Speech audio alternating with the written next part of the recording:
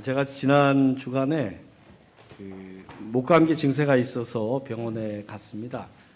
병원 갔더니 신속 항원 검사를 해보라고 해서 했더니 양성 반응이 나왔습니다. 그래서 약 먹고 거의 끝나가고 있는데요. 그래서 마스크를 쓰고 오늘 강단에 섰습니다. 어제 저녁에 설교 준비를 다 마치고 다른 것보다는 이제 말을 할 때 기침이 좀 나와서 설교할 때 어떨까 싶어서 한번 원고를 쭉 읽어봤더니 역시 한두 번 기침이 나오더라고요. 혹시 설교 중에 기침을 하더라도 여러분 이해해 주시기를 부탁을 드립니다. 여러분을 향해서 누군가 잘생긴 어떤 배우를 닮았다 또는 정말 예쁜 어떤 배우를 닮았다라고 누군가 그렇게 이야기하신다면 기분이 어떠시겠습니까? 여러분이 믿으시거나 말거나 저도 20대 때 그런 얘기를 들어본 적이 있어요. 저보고 배우 최수종 씨를 닮았다는 겁니다. 한 번도 아니고 여러 번 그 얘기를 하시는 거예요. 아마 그분은 복 많이 받으셨을 겁니다. 그때 사실이든 아니든 그 이야기를 듣고 참 기분이 좋았던 그런 기억이 있습니다. 그런데 만약 여러분을 향해서 누군가 당신은 예수님을 닮았습니다 라고 말한다면 기분이 어떠시겠습니까? 아마 유명 연예인 닮았다고 이야기하는 것과는 비교할 수 없을 만큼 기쁘고 행복할 겁니다. 그래서 요즘 세상 돌아가는 거 보면 기뻐할 일이 별로 없지 않습니까? 이런 시대에 여러분이 기쁨을 회복하기 원하신다면 주님을 우리가 닮아가야 합니다. 그리고 오늘 말씀에서 그 답을 우리가 찾을 수 있습니다. 왜 그렇습니까? 오늘 말씀은 우리가 주님을 닮아가는 방법을 가르쳐 주고 있기 때문입니다. 여러분, 우리를 향해 누군가 당신은 예수님을 닮았습니다 이렇게 말한다면요, 그건 예수님의 외모를 닮았다라는 뜻이 아니라 예수님의 성품, 예수님의 마음을 닮았다라는 뜻입니다. 그래서 우리가 예수님의 성품과 마음을 담기 위해서는 먼저 주님의 마음을 아는 것이 중요합니다. 오늘 본문은 주님의 마음을 세 가지로 소개하고 있습니다. 먼저 주님의 마음은 자기를 비우는 마음입니다. 오늘 본문 6절과 7절을 보시기 바랍니다. 그는 근본 하나님의 본체시나 하나님과 동등됨을 취할 것으로 여기지 아니하시고 오히려 자기를 비워 종의 형체를 가지사 사람들과 같이 되셨고, 주님은 자기를 비워 종의 형체를 가지셨습니다. 여기서 비운다라는 말은 헬라어로 케노시스라는 단어를 쓰는데요, 마땅히 누릴 수 있는 권리를 자발적으로 포기한다, 그런 뜻입니다. 예수님이 그렇게 하셨습니다.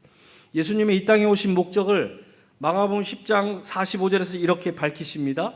인자가 온 것은 섬김을 받으려 함이 아니라 도리어 섬기려 하고 자기 목숨을 많은 사람의 대속물로 주려 함이니라.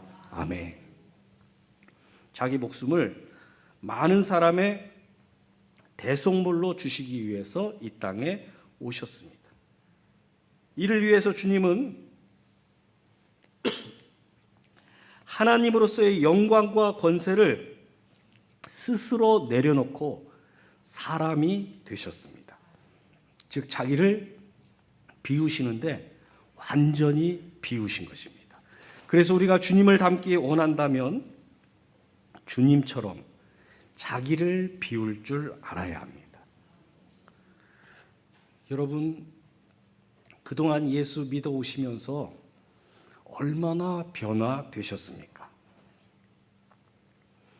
10년, 20년, 30년 그토록 오래 예수를 믿었는데도 내가 스스로 돌아볼 때 나는 잘 변하지 못했다라고 생각되신다면 거기에는 이유가 있습니다.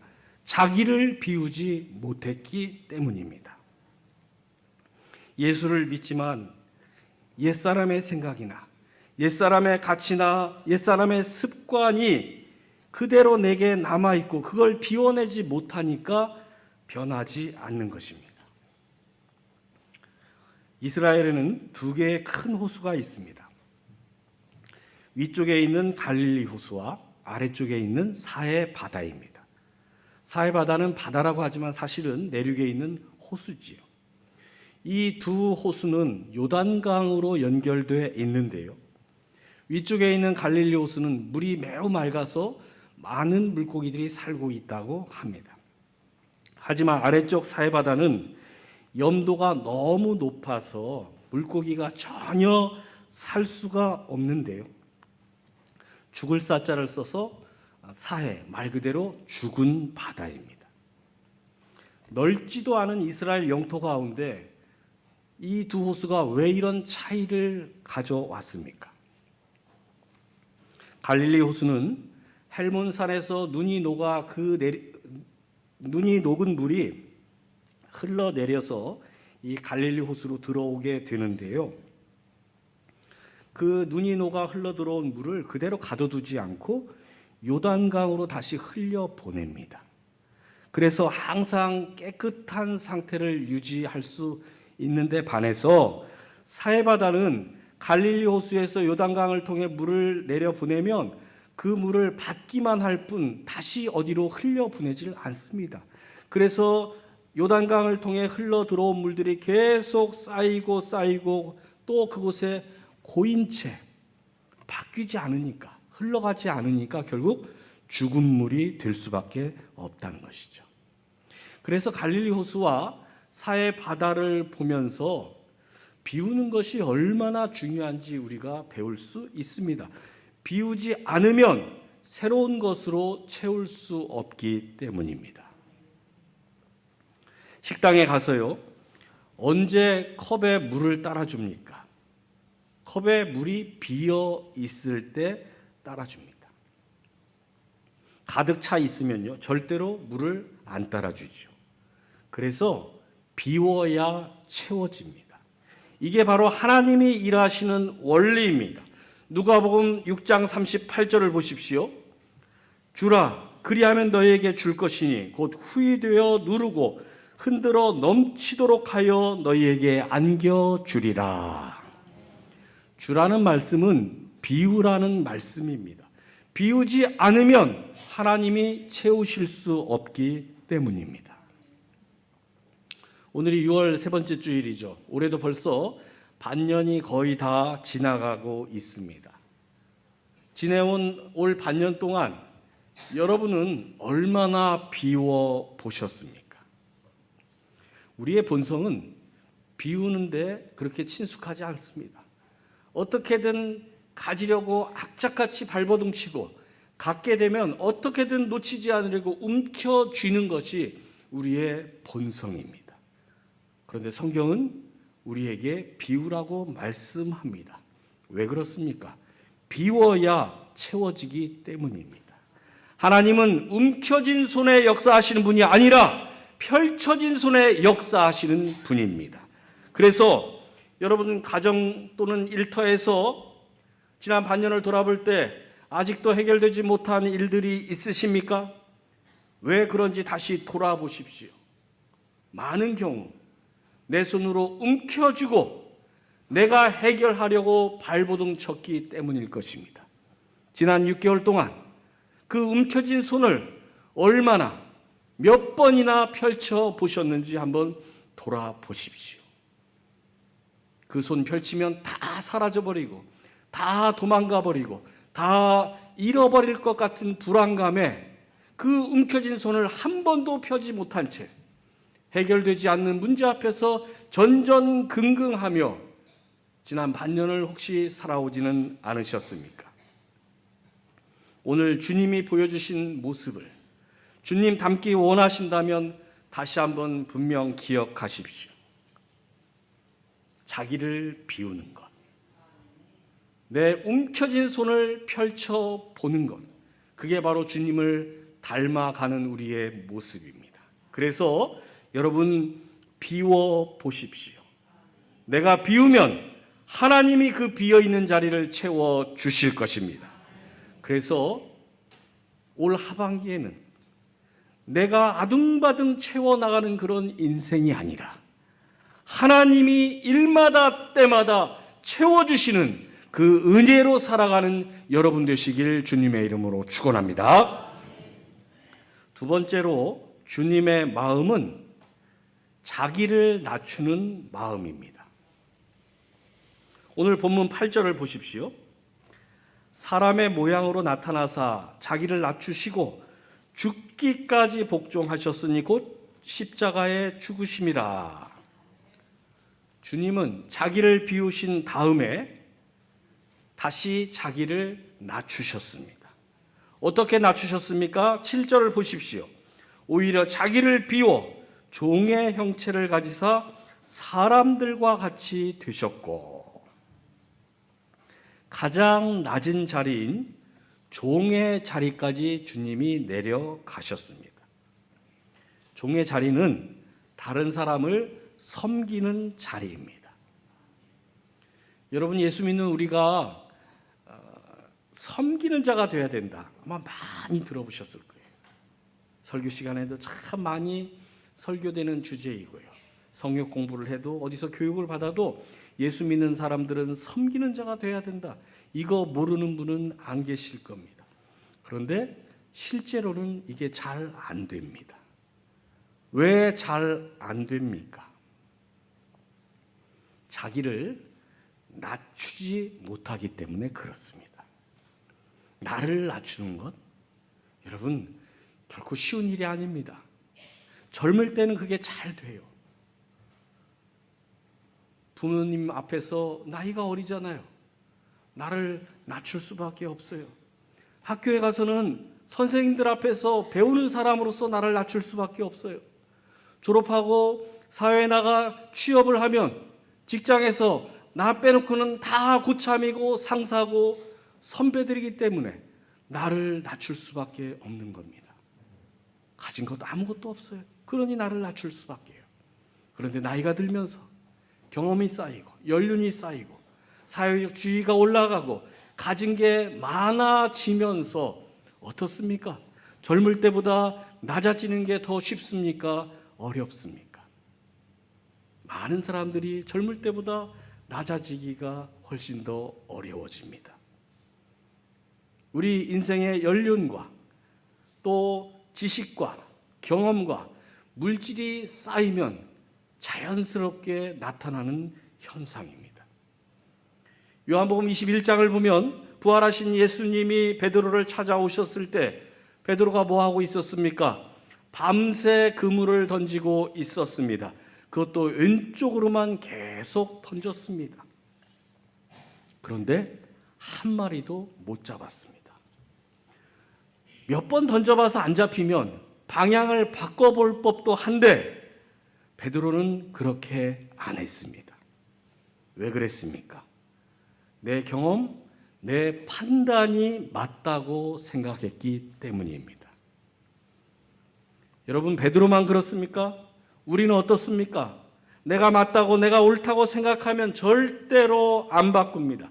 그걸 소신이라고 착각하고 그걸 철학이라고 주장하면서 절대로 자기를 낮추거나 바꿀 생각을 안 합니다. 사람들이 싸움할 때도 보면 왜 싸웁니까? 대개는 내가 맞다고, 내가 옳다고 주장하기 때문입니다.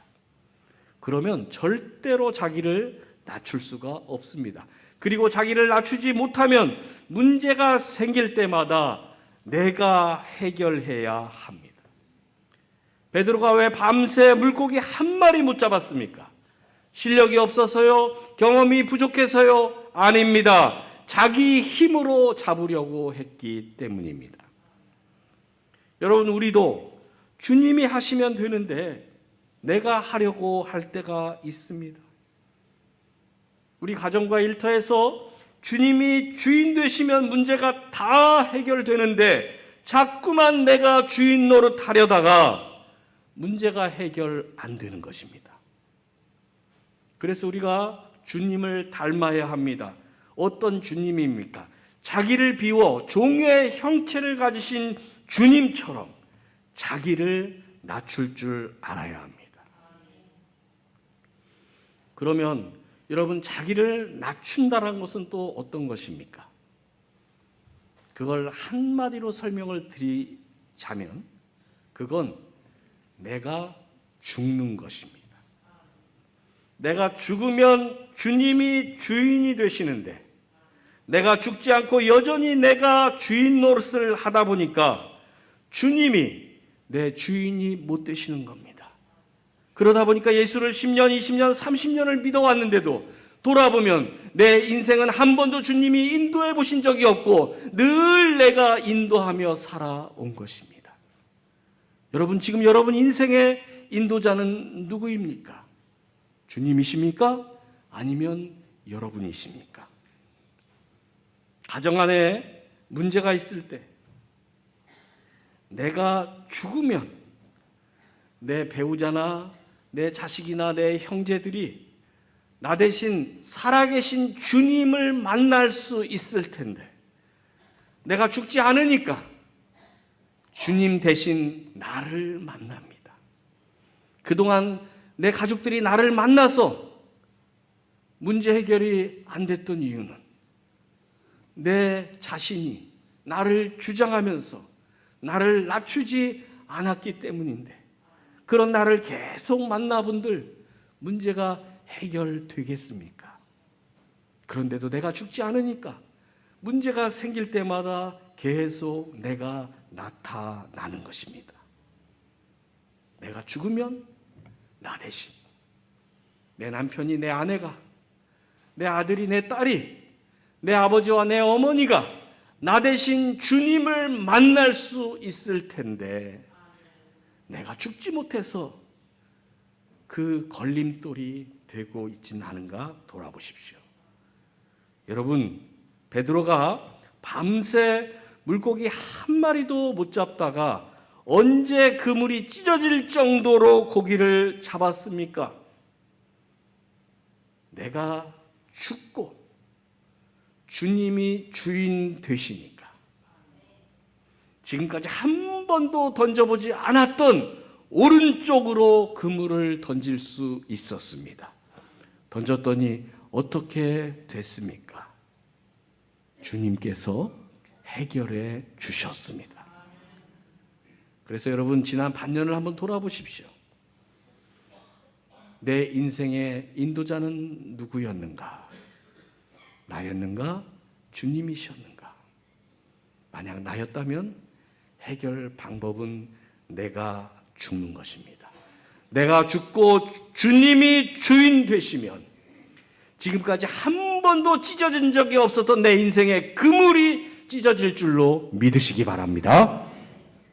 마지막으로 주님의 마음은 순종하는 마음입니다. 오늘 본문 8절을 다시 보십시오. 사람의 모양으로 나타나사 자기를 낮추시고 죽기까지 복종하셨으니 곧 십자가에 죽으심이라. 자신을 비우시고 낮추신 주님은 거기서 그치지 않고 죽기까지 복종하셨습니다. 그래서 십자가를 지신 겁니다. 여러분, 십자가는 누구라도 피하고 싶은 자리입니다. 그래서 주님도 붙잡히시기 전에는 할 수만 있다면 이 잔을 내게서 지나가게 하옵소서라고 애타게 하나님 앞에 기도했었습니다. 그런데 주님의 기도는 거기서 끝나지 않고 다시 한 걸음 더 나아가지요. 어떻게 기도하셨습니까? 그러나 내 뜻대로 마옵시고 아버지의 뜻대로 하옵소서. 여러분, 이게 바로 순종입니다. 피하고 싶지만 하나님의 뜻이기 때문에 따르는 것입니다. 살면서 우리가 그런 일들을 종종 겪게 됩니다. 안 하고 싶고 하기 싫은 게 분명 있습니다. 요단강을 건너온 이스라엘이 그랬습니다. 40년 광야 생활을 끝내고 이제 그 꿈에도 그리던 가나안 땅에 들어왔는데 그 첫 길목을 여리고성이 막고 있었습니다. 하지만 이스라엘 백성들에겐 기대가 있었을 겁니다.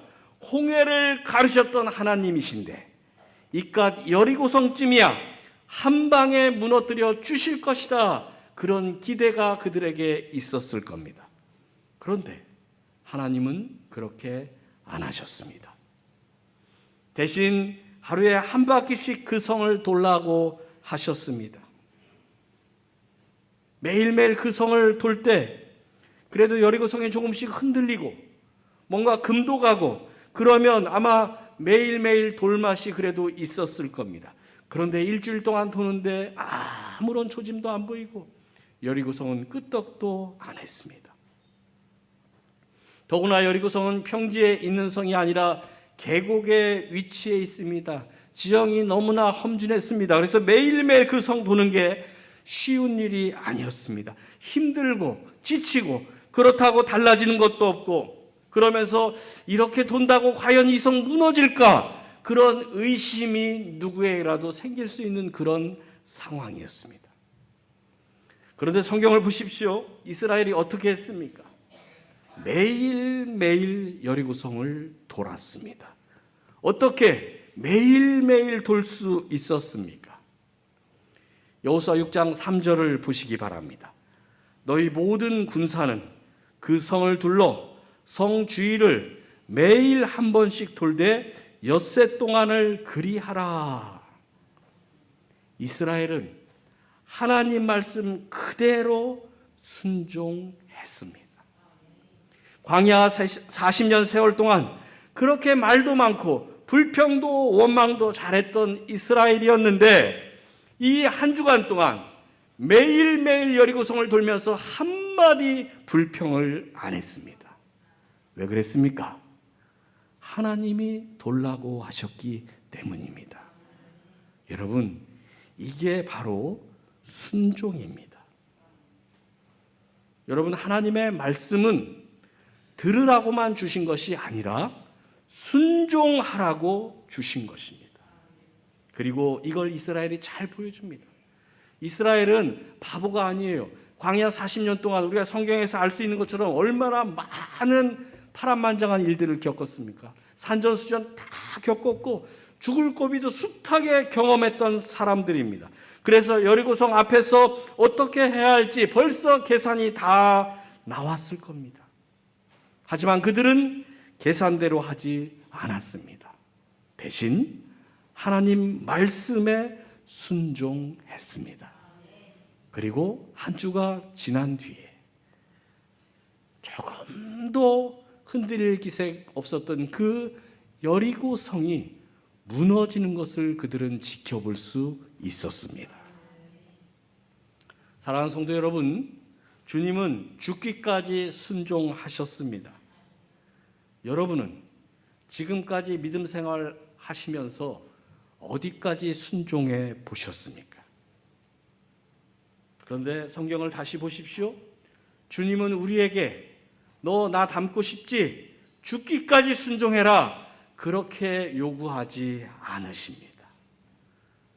주님은 여리고성을 무너뜨리라고 하시는 것이 아니라 그 성을 하루에 한 바퀴씩 돌라고 말씀하십니다. 물고기 많이 잡아오라고 요구하시는 게 아니라 이제 방향을 바꿔 오른쪽으로 그 물을 던져보라고 하십니다. 나는 죽기까지 순종했지만 너희는 그럴 필요 없다. 내가 요구하는 이 정도 할 수 있지 않겠느냐. 내가 너희들 여리고성 무너뜨릴 수 없는 거 잘 안다. 그러나 그 성 돌 수는 있지 않겠느냐. 너희가 물고기 많이 잡을 능력이 없는 건 내가 잘 안다. 그러나 방향을 바꿔 이제 오른쪽으로 금을 던지는 것은 할 수 있지 않느냐. 주님 우리에게 질문하십니다. 여러분, 주님께서 우리에게 요구하시는 것을 착각하지 마십시오. 주님은 한 번도 여러분에게 여리고성을 무너뜨리라고 하신 적이 없으십니다. 물고기 많이 잡아오라고 요구하신 적도 한 번도 없으셨습니다. 그런데 우리는 주님의 말씀을, 주님의 뜻을 오해하고 내가 여리고성을 무너뜨려야 하는 줄 알고 내가 물고기를 잡아야 하는 줄 그렇게 오해하며 나는 말씀대로 살 수 없다. 그렇게 스스로 포기하는 자리에 설 때가 있진 않으셨습니까? 오늘 주님은 우리에게 말씀하십니다. 나는 죽기까지 순종했지만 너희는 이 정도 하면 된다. 왜 그러십니까? 여리고성은 하나님이 무너뜨리시고 물고기는 주님이 잡게 해 주시기 때문입니다. 그래서 우리의 순종은 물고기를 잡거나 여리고성을 무너뜨리는 것이 아니라 그물을 오른쪽으로 던져보고 여리고성을 하루에 한 바퀴씩 결단하고 도는 것입니다. 사랑하는 성도 여러분, 올해 반년이 이제 거의 마무리되어 가는데 한번 돌아보십시오. 지난 반년 동안 여러분 자신을 얼마나 비워보셨습니까? 여러분 자신을 얼마나 낮춰보셨습니까? 여러분 하나님 말씀 앞에 얼마나 순종해 보셨습니까? 주님을 닮기 원하면 이 비우고 낮추고 순종하는 자리에 서야 하는데 스스로 돌아보시고 여러분에게 부족함이 있다면 다시 한번 결단하시고 하나님 올 하반기에는 제 자신을 더 비우겠습니다. 제가 더 낮아지겠습니다. 제가 말씀 앞에 더 순종하겠습니다. 그 결단을 통해서 정말로 우리 주님을 닮아가는 여러분 되시길 주님의 이름으로 축원합니다.